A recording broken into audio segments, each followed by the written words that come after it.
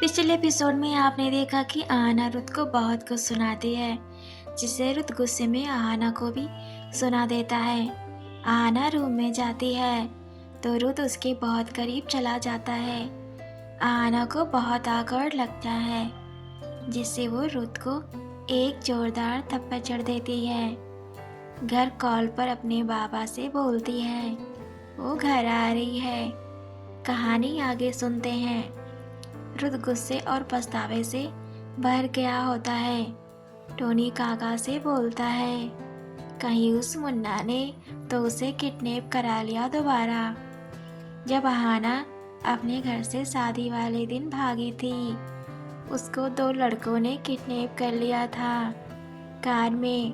तो वही मुन्ना के गुंडे अतुल और रमन थे, जो उसके लिए लड़कियों को लेकर आते हैं, जिससे वह उनको बेचता है और कुछ तो जिस फरोशी के धंधे में डाल देता है, उनकी नीलामी लगवाता है।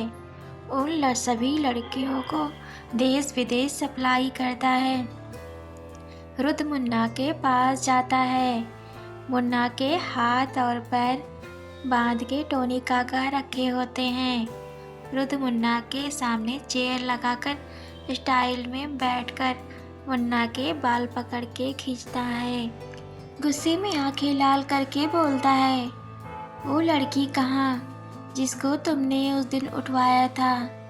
वो मेरे पास थी, तुमने उसे फिर से किडनैप करवा लिया। मुन्ना बोलता है, रुत मेरी बात सुनो, उस दिन मैंने उसको उठवाया जरूर था, पर आज मैंने कोई लड़की नहीं उठवाई है। मैंने अपने गुंडे लोगों से भी पूछा, आज कोई लड़की नहीं उठाए हैं।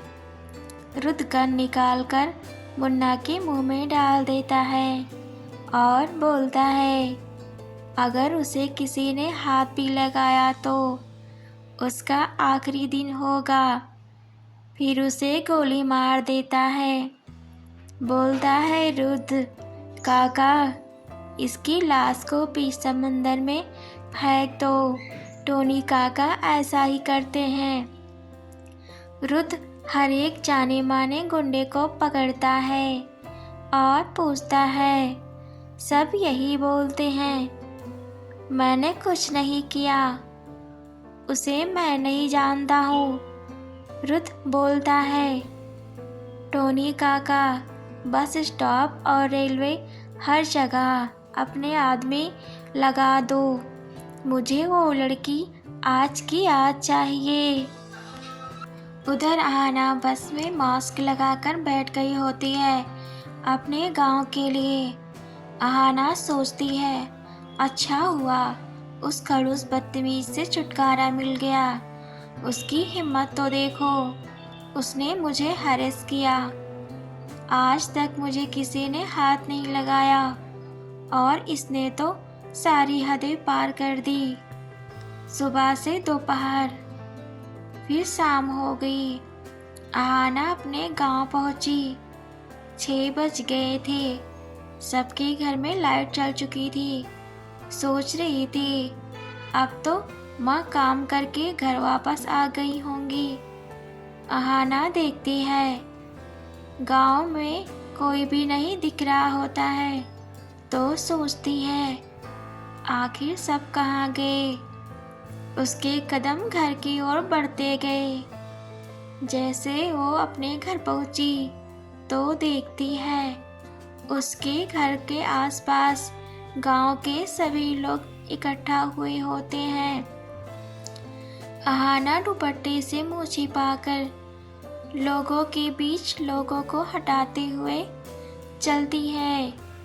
वहां का मंजर देखते ही उल्टे पांव पीछे की तरफ बढ़ जाती है। तभी उसकी सौतेली माँ उसे आवाज लगाती है, आहाना, आहाना। तो आहाना के पैर जाम हो जाते हैं। उसके बाबा अब इस दुनिया में नहीं होते हैं, वो चल बसे होते हैं। आहाना याद करती है, बाबा उसका साथ हमेशा देते थे और हमेशा उसकी परवाह करते थे। अगर आज मैं बाबा के अंतिम समय में उनके पास नहीं रही तो बाबा की आत्मा को शांति नहीं मिलेगी। पर अपनी सौतेली माँ का खौफ आहाना का दम घोट रहा था। फिर भी वो सब कुछ भूल के बाबा के पास जा पहुँचती है। सारे गांव के लोग उसे भला बुरा कहने लगते हैं। उसकी सौतेली माँ बाबा को छूने भी नहीं देती, उसे घसीट कर दूर कर देती है। आहाना माँ के पैर पकड़ लेती है, बोलती है, माँ प्लीज बाबा को एक बार देखने दो। गांव की एक महिला बोलती है, तब कहाँ थी जब तुम्हारे बाबा तुम्हारी वजह से तड़प रहे थे। आहाना उस महिला से बोलती है, चाची माँ को समझाओ, बस एक बार बाबा का चेहरा देख लूँ, उसके बाद मुझे जो सज़ा देना चाहे दे सकते हो। आप लोग रोते रोते सबके सामने घुटने टेक देती है। अगर आपको ये मेरी सीरीज अच्छी लग रही हो तो keep support me. Thanks for watching.